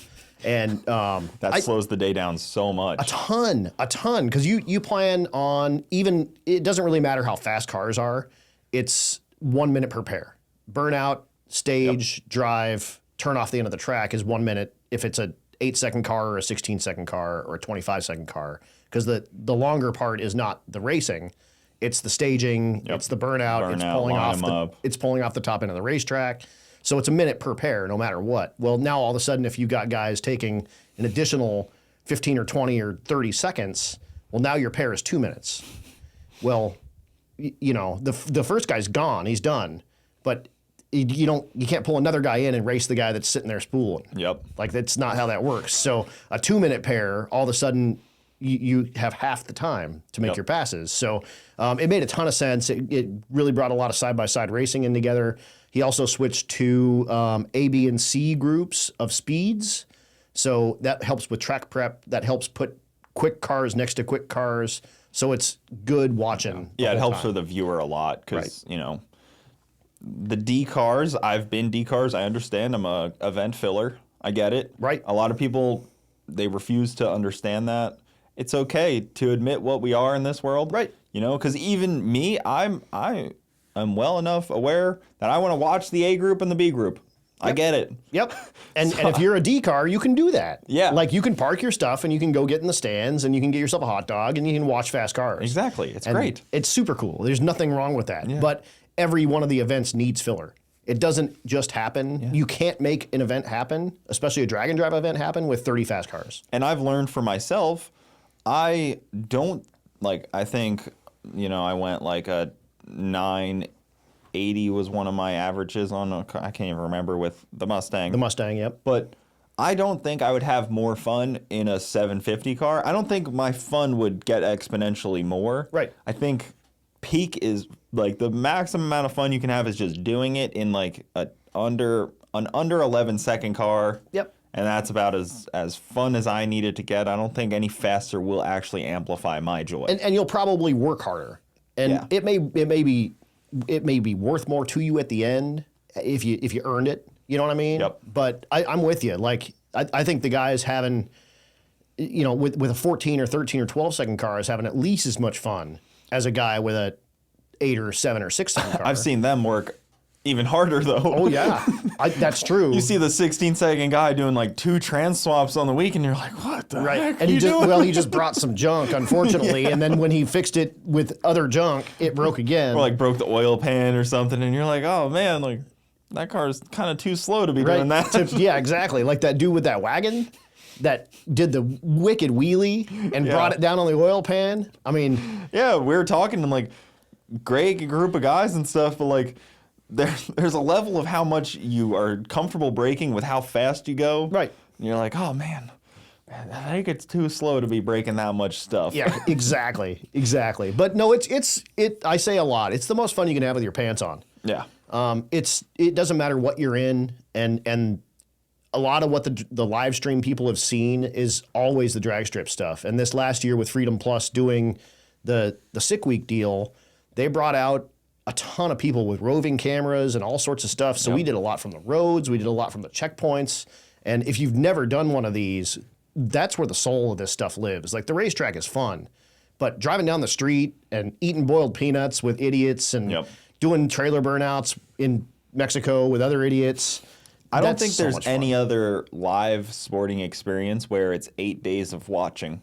Right, right. It's like watching like the World Cup or something. It's wild, man, and you're watching, but you're competing too. So it's like you're sort of in it. But like even the guy at home, like like there's no other live sporting experience. Like the Super Bowl, you watch it for a couple hours, it's done. Right. There's no live sporting experience where it's hours of watching, like days of watching an event. No, that's totally like, I mean, you know, like maybe the Olympics. I don't know, like Mint 400 or something like that, like maybe, or the Baja 1000. But I don't know if people just lock themselves into watching that for a week straight, like they do with Drag and Drive. And then like, you know, you watch it on Freedom Plus, and then you watch the highlights from 1320 from Tom Bailey, from whoever else, and other influencers that are there, you know, like Billy Hoskinson was at Sick Week this last year, and he had a lot of his kind of updates. It's such a cool thing to see from multiple angles, and especially being involved with one of the angles and then watching after the fact other angles of people doing their thing and having fun with their stuff is it's a different thing, and it's fun. It's a like you said, like people don't watch 8 days of stuff straight, like maybe the Olympics. Yeah. But there's 4,000 people on a live stream for 8 days straight. Yeah, glued to that. Oh yeah, and talking shit on the you know chat stuff. And what do you I love like a first timer, like a noob. They kind of come in a little green behind the ears with high expectations and high hopes, and like they're going to do all this stuff, and then like you get to them day 3 and you're like, what's your goals? And they're like, I just want to get home. I want to go home and not bring this thing home in a body bag, basically. Like I just want to get to the last track. Like you're like, oh, I'm going to do this and set this and be gone at the track, one and dones, and then and then the last day they're just like, I just curled up. Yeah, and it's funny because you get done and you're like, man, that was like what a ball buster that was. And then you wake up the next morning and you're like, I really, really wish I had a place to drive to. Yeah. Like where's my route map? Like you talked about Matt Frost, like he was so still ready for more racing that he came up with more racing on the way home. Yeah. And then pulled it off in like 6 months. And we were doing a drag and drive. Oh, that's why, like Rich Guido, he's like, now I get to drive back to Canada. Right. And cross a country border on my way home. Yep. Yeah, dude. And that that dude's a nut. He's insane. That dude's a nut. Yeah. He's driving. I did an episode with him and he's just insane. Yeah. He's driving to Texas like next week to go in racing Billy Hoskinson's. Yeah, the Yellow Belly. Yeah. Yeah, that deal. Crazy. And he doesn't even own a truck and trailer. He drives that GTO everywhere. It has to get back. It must. There's really no other option to getting it home. Right. I've asked him multiple times, like, what is your like bailout plan? What do you have? What are you going to do? And he's like, I've never come up with that. I don't know, really. But like, he can't do it. He couldn't get like a Pontiac 350 and put it in because the headers don't fit. He's got D-port heads that are like high. And it's not just like, let me just slap another LS in here. Right. For $800 if I have to. Yeah, exactly. So he doesn't really have like I ask him all the time, like, what are you doing this year? And he's like, I knock on wood, don't have to worry about it. I'm going to drive it home. And a couple of times he's hurt heads and head gaskets. He had it fall off a jack and break the timing cover one time. But we were in Oklahoma. So Big Chief was actually at the racetrack. The only other Pontiac dude on the planet. in the world. Right. And he was like, come to my shop. I've got like 3 of those. And so he drove it to the shop, spilling oil out of it, fixed it at his shop, and then drove it home. The only other person in the world that has a Pontiac timing cover. Yeah. And that's what's different is like, it's not an LS. It's not a small block. It's not, you can't just go get parts at 7-Eleven. Because like Matt, Turtle Miata, he burned up his LS. And he put another LS in it because that's not an impossible feat in the least. Right. It was a huge operation for him, but it's doable. It's manageable. You can get an LS. You can get a motor. Like you make 3 phone calls and you've got a. It may not be a performance motor. I think he finished the rest of the week going like 16s, 12s, like whatever who cares? it was. But he drove it. But he was able to do it. Right. But like, yeah, Rich doesn't have that option. Like No. if his heads are hurt for sure, like he's done. Like. He could put his heads on a stock motor and probably make it home. But yeah, his brother actually has a Mustang and at Drag Week bounced it off of both walls. Yeah, and told same that story deal. a little bit. Yep. Drove it down. They fixed it, pulled out the dents, aligned it, and he ended up driving that thing back, all dented up and banged up and whatnot, I think. I'd love to see a photographer like have. Some photographer needs to do this where they get a chair day one and have like a few competitors sit in the chair, like take like a portrait photo of them a and selfie. Do it through like this the Yep. full week. Because then by the last day, I mean, you're going to look like a tattered, like different person. Hammered over dog shit. Yeah, like is that grease or is that just like... It's just life. It'd be like the opposite of This Is Your Brain on Drugs. It would be you'd be going downhill. like the progression of it. Right. Yep, exactly. Half the people wouldn't even be in the seat on the last Right, day. right, totally. Like it looks like you're having a ton of fun the first day and you get chipper and you're clean and the last day you're like that'd be a great magazine like page. Oh, of, it like, would totally be people good. through the week. It'd be interesting to have them talk for like 5 minutes too. Yeah. And like, man, I'm living on like beef jerky and roller hot dogs. I thought about doing that at one point as well. Do like an hour and a half podcast, but just do 15, 20-minute segments per day. That'd and be then so edit cool. them all together to That like would be so cool. the difference of like how are you Yep. doing today? You get the deep breath. Yeah. Well. Yep. Yep. Even like Jim Braun and Brett, like they've had their issues as well. Like, they had fighting through things and fixing parts and Yep. it may not look like it, but that car actually did break on its first one a little bit. Yep. But And I think everyone's stuff breaks a little bit, at least. Yeah. At least something. You're not trying hard enough if it doesn't. Yeah, if you're not wrenching on it a little bit in a drag and drive, then also, you're not you know, you have to at least pretend that you're wrenching on it, or else other competitors get a little spiteful. Yeah, exactly. They're like, "What? How are you not?" Yeah, like just be like under there, like It's like you with the GT 500. yeah, you got to pretend. Like, man, this thing is junk. I need to work on it. Yeah. While everyone else is like thrashing on their stuff, and you're just laying underneath there taking a nap. Yeah, you're out there like pretending, just faking that you're Right. doing something. Like, man, this. Wait till you see my run today. It's gonna be great. Man, Cooper's been changing that spark plug for the last 8 hours. Seat cooler. Because you gotta just pretend that you're part of the pain, even if you're not. Even if you're lucky enough to not be. And that's a lot of drag and drive stuff. That's a lot of the strategy, and there is some strategy to it. Is if you want to hang out with your buddies, and that's cool, but if your buddies have hammered over dog crap for cars, you're going to be stopping and fixing their crap all the time. Yeah. So, you know, that's cool. I like hanging out with my people, but if my people are bringing some junk, like I might.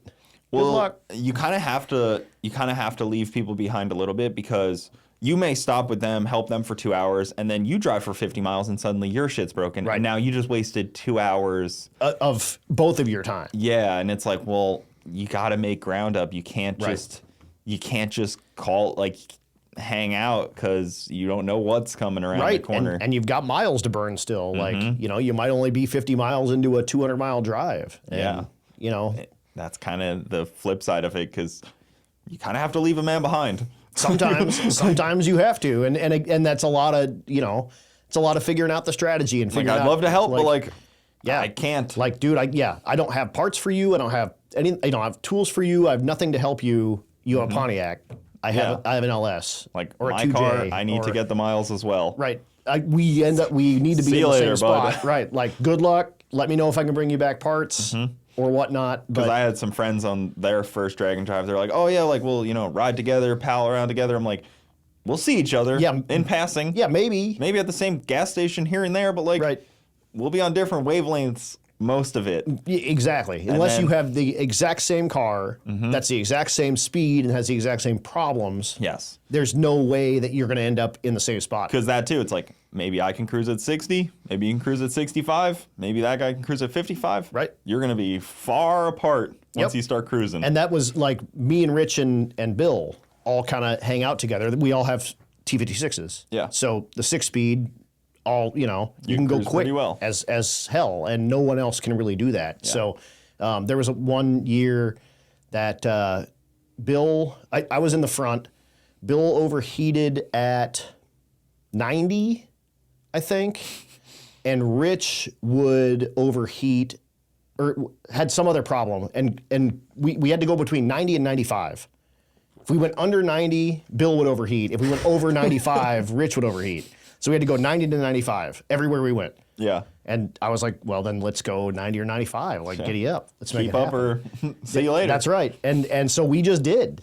And those guys have been fun to cruise with, because typically they're pretty self-sufficient and they don't really have issues. Yeah, I like Bill Armstrong and those guys. They're very well ready to wrench on a trans or whatever. Whatever. Like, they're in. Like, especially if you have a stick shift, like, they want to help you get your crap fixed. Yeah. Same with, like, you know, Blaine, obviously the up-and-comer on that.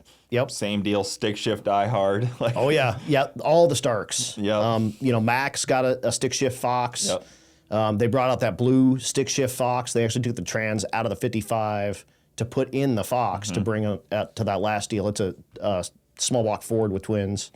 And even with, like, classes on drag and drives, they have something for everyone. And that They've opened up so many classes that you can really get in where you fit in, and you can figure out how to win a class if you're good at reading a rule book. 100%, exactly. Like, a bunch of them have the dial your own type stuff.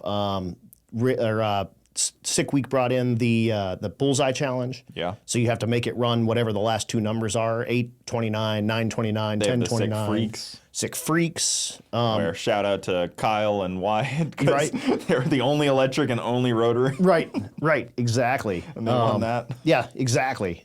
So no, it's super cool. Like, the Race Week franchise took over kind of indexes. So rather than kind of DYO, it's just index type stuff, which love it or hate it, it gives you a place to go. Yeah. No matter what. You might as well be indexed because it's not heads up anyways. I know Matt has started to touch on some heads up at the last day. The last day, yep. So we do the shootout on the last day. Yeah. So this next year is going to be a mixed shootout. So it's going to be, instead of typically 64 cars, we're going to have 128 cars in the heads up portion. So we'll be, and we race them in 3 different classes. Yep. So the quickest, it's typically the quickest 8. It'll be the quickest 16. We'll be racing for $7,500 heads up, and we turn the clocks out for all the heads up racing as well. So it's a no time heads up. No time heads up. First to the finish line wins. That's awesome. And red lights do count. So you're, reaction times start counting. That's going to be so cool. It's going to be wicked. Yeah. It is going to be wicked. Because it's going to bring such, like, that last day where, like, the camaraderie's kind of over. You can put it to the side. Yep. You don't have to help your competitor anymore. Yep. And your truck and trailer's right there. And you can pull out as much wick as you want. Yeah. And if you happen to outrun your cert, no one knows. Yeah. Run what you brung, kind of. Run what you brung and hope you brung enough. And it's going to be sweet having that 128 instead of 64 cars. Yeah, and that'll be a big field. It's going to be wild. And then on top of that, we bracket race. So everyone that doesn't fit into that heads up deal bracket races. Okay. So it's going to be like a 450 car bracket race. Oh, cow. It is going to be wild as can be. And he upped that to $5,000 to win the bracket race. So $7,500 for the he calls it the FAF, the fastest fuck 8. Okay. And then the now it's going to be 16, and then the second class is the bad motherfucking 8. It'd be 16. God, gotta love Matt Frost. and then the quick 16 will turn into the quick 32. Gotta love that. Oh yeah. So it's gonna be sweet. They also do the Rowdy Radial. Heads up race those guys, and it's all chip draws too. That'll be such a good last day to tune into on the live feeds for everyone too. It's gonna be insane. And show up in person, of course. Obviously, 90% of people won't be able to show up in person. Right. But that'll be such a good day to watch. It's gonna be amazing, and it's really just so cool to just, again, like you said, like you might be buddies with these guys. But that last day, like no one's buddies with no one, and it's sort of any given Sunday sort of world. Like if some guy red lights or he bumps through the beams or whatever, like you're done. Yeah. That's it. So a lot of David versus Goliath. Well, these guys also, they don't exactly know how to turn their car around for another round. Right. They know how to turn their car from street car to race car. Right. And then, let it naturally cool down or whatever. But turning it around for the next round. Right. Round 2, round 3, like that is not what they normally are used to. Totally. It's always been test and tunes and one and done. You don't need fans on your car. Right. Like, I got 20 minutes to make my next call. Like, exactly. That's a different architect. Totally. And you've got a 6-second car that you need to turn in 20 minutes. Yeah. Not like most of these people don't heads up race throughout the year and know, like, you got your call coming up. Like, you better get fueled up and cooled down. Exactly. Because it's coming whether you're ready or not. Whether you're ready or not, exactly. And if you can't make the call, then sorry, pal, that dude gets a single. Yeah. And again, chip draws. So we do chip draws every round. Yeah. So you won't race the fastest car if you're the slowest car in the class. It's total luck of the draw. Random and, Because there's no qualifying, it's no time. Right. Exactly. There's no ladder. Whoever you pull is who you pull. And you do it every round until we get down to nothing. And so freaking fun. It is going to be super cool, and it's cool because it's going to be people from every class. What track will that be at? Next year we don't know yet. Yeah. This year for 1.0 we are starting and finishing at. Is it Kearney? I believe so. Yeah. I believe it's Kearney. Yep. And then 2.0, we're in Texas and Louisiana. Oh. So we're Twin Cities Raceway in Texas. And that'll be our start and finish track. That'll be cool. Louisiana is an interesting place to drive through. Total. I've been there for the Army. In fact, I was there right before Katrina hit. And we left like the day that Katrina hit. Oh, wow. But I haven't driven around there. I haven't raced there. All new racetracks other than Motorplex on 2.0 for me. So, 3 brand new racetracks for me. That's cool. It's going to be awesome. There's something great about checking off racetracks. I've actually thought about getting a map on that wall. Right. With all the racetracks dotted. Hell yeah. Just because. Yeah, just so you know where you've been. And just because it'd be cool. Why Just not? all of them in the whole country. Yeah. Not even where I've been. Just Just the whole country have of racetracks. Plotted out. Yep, and then you could put different pins of ones that you've been to. Yeah.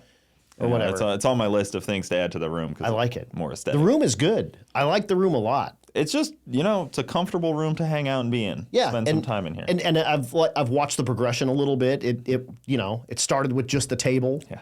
And you've done some good stuff. The table hasn't moved location actually, which is funny. Nice. Only everything around it has. Just So, everything around it. Is it because it's too heavy? Yeah, it is heavy. Yeah. And it's on sawhorses still, so it doesn't even have legs. I just noticed that. Yeah. I just noticed. Nobody even knows unless you tell them. Right. It's on a sawhorse. Like, hey, whatever, man. It works. Like they're sturdier than any leg I found. Done. So, done. But that's a good deal, man. Where can they find you at? I know you'll be announcing this weekend at Cletus and Cars, and you'll be announcing a ton of things. People will be so sick of your voice after this many dragon drives. You're welcome, or I'm sorry, whichever. You can. That's Cool Drink. That's Cool Drink is my podcast. Yep. We were just talking kind of beforehand. I do all mine live. Yeah. I live in South Dakota. Chime in. They can harass you live. Totally. I live in South Dakota, so getting people to South Dakota it's not really a racing mecca. So it just, I just do them live, but you can check in on that stuff live. It's on my YouTube at Adam Dorey. It's also on Facebook at That's Cool Drink. That's cool ... Yep. Drink. And lots of drag and drive based. And I'm kind of, I liken myself to I'm kind of a man of the people. I like the everyman. Yeah. I like to tell their stories and have them on, and they've got at least as much cool stuff to talk about as famous quote unquote people do. Yeah. And sometimes even more. So I've had all sorts of people on. I love that because I try to think about the same thing. I'm like, there's of course the people that I know that are kind of the upper, but like, I don't, that's boring. Right. And I'd rather talk to the people that, maybe have never talked on camera. Totally. That's more fun. Everyone has seen what these people are doing. Yeah. No one has seen what these people are doing. Yep. And I promise you, it's just as cool. Yeah. Like they just don't document every piece of it because they're not YouTube people or they're not, just overall famous people in this world. So it's been very, very cool to have that on. So yeah, like I said, at Adam Dorey on YouTube, That's Cool ... Drink. Yep. It'll be in the description. Yep. Everything you guys need. And you can get that as well on podcasts. So I'm on Blueberry, and you can get that anywhere you get podcasts cool. So like as well. Spotify and stuff like that. Spotify's got them, and Apple Podcasts and all that. So those are older, and I didn't actually intend to have a podcast. I was just like, I'm just going to do this live stream. Yeah. So it's a little clunky when it's just audio. A lot of what I do is I show pictures of what your cars are and what you're doing, and that doesn't come across on the podcast very well. So since I got the podcast, I've done a little bit better job of, incorporating podcasts, if you will. I mean, even, I try to do that. You've probably noticed me already. I try to be descriptive of things. Right. Because it's easy to just, me and you know something, but you got to be a little more descriptive almost. Yep. It's a learning experience. It really is. And I still use fun. photos and stuff, but yes, I describe the photos. Oh, well, here is your car, but you've done nothing to it. It's got no fenders on it, and there's big rust holes in the roof. Like, just so it kind of paints the picture for someone on there. I always say this, too. You probably feel the same. I started this for selfish reasons because I want to talk to these people. Yep. And there's really very few opportunities where you're like, you get somebody for an hour and a half to 2 hours of like just conversation. Totally. And it's like, I would have these conversations with people, whether they allow me to or not, in just at the drag strip. At the drag strip, right. Yeah. And that's a lot of what I do with mine is... It's just selfish reasons. I just want to talk to these people. On a drag and drive, like you typically get a chance to talk to someone for maybe 5 minutes, maybe 10. You get they scratch the surface, how are you doing? Yeah. How's the kids? Whatever. But when you sit down for an hour and a half, or 2 hours with somebody, like you really get to know them. Yeah. And it's cool because it drives a bit of my announcing stuff because now I have a ton of background on you. I know a little bit about everyone that kind of is working and doing their thing typically. But if I know a lot about someone and I don't need to look stuff up and I know. Yeah. I've talked to this person for 2 hours. A book like Brian Loans has where he shows up with like a clipboard like this thick. With just everyone's info. Yeah, like the binder. Yeah. That has everything. Yeah, exactly. That's not me. I keep it all in my head. But it's cool because this drives other stuff. Like a lot of the a lot of the articles I'm writing for Sick the Mag are based on my podcast. Yeah. A lot of my, again, announcing stuff is based on that. So it's super cool. But no, you can find me there. I'm at the Freedom 500 here this weekend. You'll be at Six Summer. I'll be at Six Summer. I'm at King of the Open Road. I am doing NMCA and NMRA in Rockingham in a couple of weeks. At the Rock. At the Rock, baby. And just sort of stacking stuff as I go. Nothing currently for May. So I'm going to try to figure out how to pay my bills in May. Okay. But, So if anybody has an event, an announcing. Coming up in May. How can they get a hold of you? You can get me on any of my social media stuff. Yep. So Facebook is Adam Dorey. Just reach out. Just reach out. Yeah, you can shoot me a PM or whatever. There's people with events that don't have announcers. Exactly. And you guys need a voice of your event. Somebody to tell people what's going on. Yeah, and especially if you're a traveling kind of event. If you show up at a racetrack, you get the racetrack announcer, which is great. The racetrack announcer will know what kind of cars are and can read the numbers that come up on the screen, but they may not have any background for anything else going on. So nothing against, track announcers. They do a great job. But there's a reason they bring in announcers if you want, per event. Right, exactly. If you want a better experience. Curated. For, right, then that's where I come in. Yep. And it makes that event just a little bit. That extra bit. It turn it to 11. Yes, exactly. Kind of thing. You may have a great event that's 10, but a good announcer. And I've always noticed, Derek Putnam's really good at that. He makes all the drivers feel so important. Yep. And, not to talk about another announcer, but you obviously. He's awesome. I'm a huge Derek Putnam fan. Yeah. We're buddies. And he's the same way. He was a racer, and it was like, hey, we need somebody on the microphone. And he just kind of landed in that position. Let's just go, And he's really good at making announcers feel special. For racers, racers, racers. He makes announcers feel special too. That too. But because you're kind of walking around the pits. He's up in the in the tower a little bit. Yep. Yeah, it works really well together. And we've worked together at Sick Week, obviously, and I've worked his event, the 352 Shootout.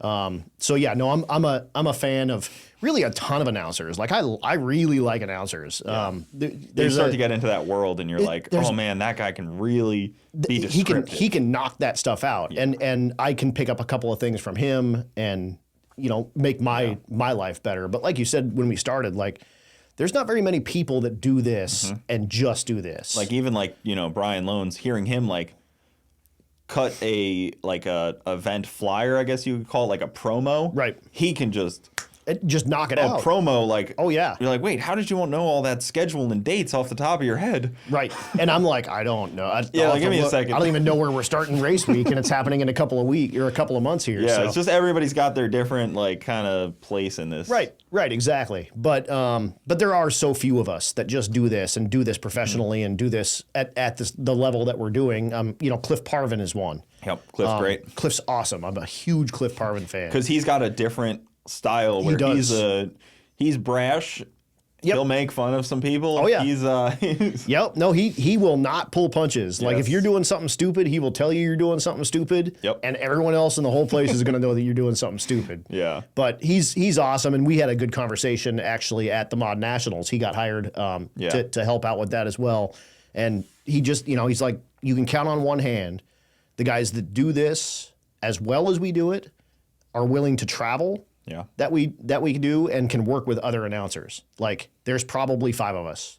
Yep. And it's cool to be in that conversation of dudes that are doing this and doing it professionally and having a lot more on camera type stuff as well, like entertainment. Yeah. Like broadcast entertainment has been because really it's not the same as it was 20 years ago. Right. It's not just audio. Right. It's video.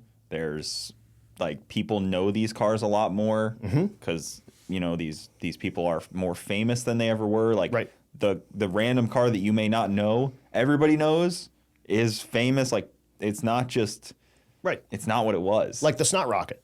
Yeah. Ding. Yeah, for the bell. That's a car that is known coast to coast. Yep. Because of what it's doing and because of the coverage it's getting while it's doing it. Yeah.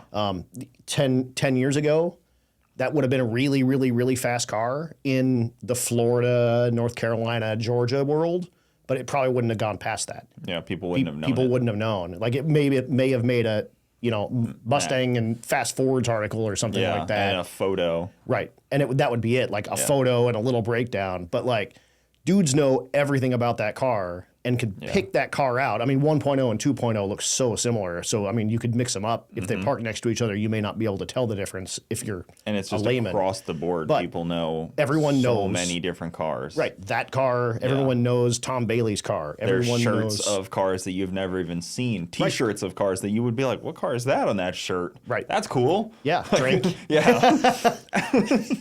Exactly. Like it's such a freaking awesome environment. It is. It really is cool. And The best sport in the world. It is. And the sky's the limit for me. I'm loving this. I'm getting out of the work and trying to do this for work is tough because a lot of people do this, especially what I do as a side job. Yeah. So I'm trying to make a living at it. So I'm telling people like, I need to make this. And they're like, dude, you're like triple what I'm paying. And I'm like, okay. Yeah. Tell the other announcers. Right. And You that's should kinda, tell the other announcers, and hey. that's where I'm at is like, I'm getting with all the other announcers and I'm like, guys, we need to raise our rates. Like universally, Freaking unionized. everyone needs to raise our rates because The announcers union. it's no joke. I mean, we're a huge part of a show. We really are.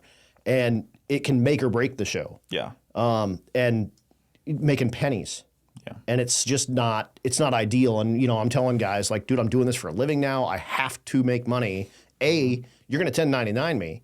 So 30% of what you pay me is gone before we even said go. And I need to now save that 30% to pay Uncle Sam. Yep. So whatever the number is, 30% right off the top, gone. So, and on top of that, like, dude, I've got to fly away from my family. I've got to live in a crappy ass hotel for a few days while I call a cool race. Like it's with your rental car. Yep. With your travel expenses, being away from, if you needed like somebody to watch an animal or something. Like, totally. Like there's things. All of that comes in. Yeah. And, and I had a guy tell me that I needed to get Brian Loans my agent's number because I was more than Brian Loans. But I was like, well, Brian Loans has a job at Fox. Yeah. He can announce for nothing. That's not your fault. Right. That's not my fault. Like he should charge more. Yeah. For crying out loud. So that's a lot of the issue is figuring out actually making a living with it. And it's just it's a tough proposition because it always has been so cheap. Yeah. And it's hard for a lot of media to make a living in automotive. Like photographers, they are out of pocket insane amounts of money. I don't know how they do it. Yep. No, it's crazy. It's a passion thing for a lot of photographers. It has to be. Yep. And like, I mean. And it was a passion thing for me announcing. Like I didn't mind making a little bit of money. It was just fun to fanboy over dudes that I've only seen in magazines and get to call drag racing. Paid trip in a way. Yeah, exactly. But now it's like, well, shit. Like I got to pay my bills. And so I mean, that's been a little tough. But yeah, if you're out there and you're hiring announcers and you're paying bottom of the barrel kind of money, like look at it real quick. And these guys need to make more money. They make the show. They really do. You've all been to a race with a crappy announcer. Yeah. And stop playing music. Yeah. What the hell? Yeah. Stop playing music during racing. Yeah. I want to hear a car. Let's hear cars. Yeah. I want to be able to film without a copyright Taylor Swift music in the background. Right. Yeah. Come on. We man. don't need that. No, it's no good. I don't go to the drag strip for that. No music. Yeah. Let's hear good quality commentary about stuff and hear cars. It elevates the whole deal. It really does. It really does. And get some good audio equipment too. Yeah. Do that too. Yeah. Get some decent PA. Yeah. If you're at a racetrack and or if you're a promoter and you're doing your own race and you want to do something, you can for sure provide a bit of your own PA for stuff like that. Yeah. So, and if you're a racetrack and you've got crappy PA, you got crappy PA. Have you gotten with Nate Prater at all? I know he's got a ton of events going on. A little bit. Yeah. A little bit. I know Derek works with him. Yep. Yeah, a little bit, but not.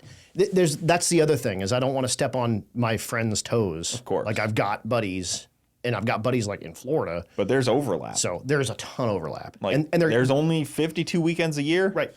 And there's only 5 announcers. Yeah. Like and there's a 10,000 events. And Right. There's plenty of work, but at the same time, like I like doing work and whatnot, but I'm not going to do work despite, like, in spite of my friends. Yeah, you're not going to race to the bottom on that. I'm not going to go steal Cliff Parvin's stuff. Like, he's in the same boat. That dude does this for a living. Like, he paints some motorcycle stuff on the side here and there, but, like, he's trying to make a living doing this. And he drives everywhere. He won't fly. He's scared of flying. I know. He drives everywhere. Stupid.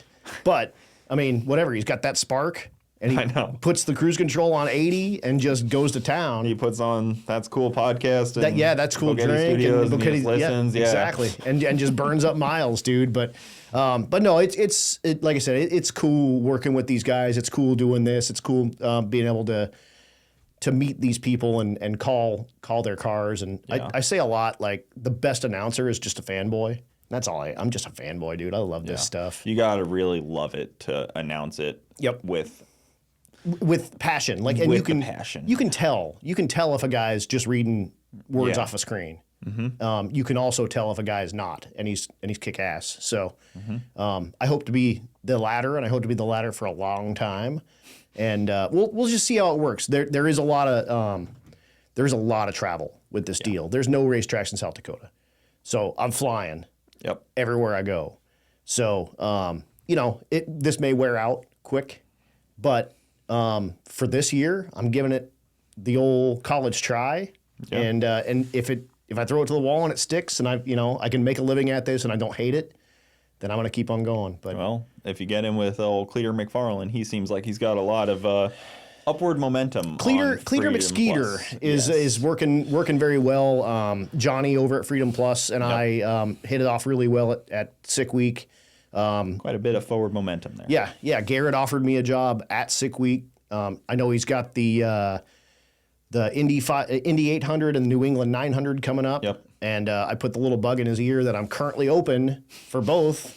So hopefully I earn those with this event as well. And whatever, man. Like I'm into latching to people that are on making forward momentum and doing the thing. And it just makes sense to be involved with dudes like that. And having the opportunity to do the O'Reilly deal was very cool. So hopefully that kind of drives some more stuff in the future as well. And, getting to know and be actually friends with a few of these, like, influencers.